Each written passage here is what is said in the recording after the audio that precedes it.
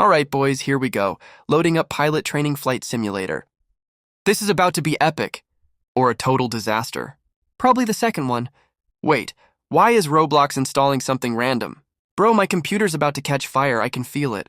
Anyway, after 1 million years, we're finally in. Okay, map time. Should I be fancy?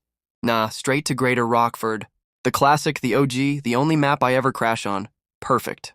Now the plane choice, oh yeah, I'm going full chaos mode. The 747, the flying bus of doom. This thing is massive.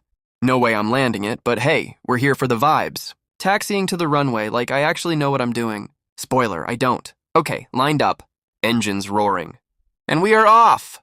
Ladies and gentlemen, we are officially airborne. And, wait for it, yep, straight into the building.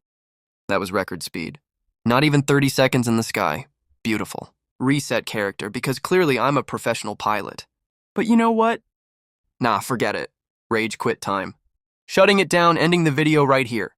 Hope you enjoyed watching me destroy a billion-dollar plane in under 5 minutes. Don't try this at home. Unless it's in Roblox. Then go nuts.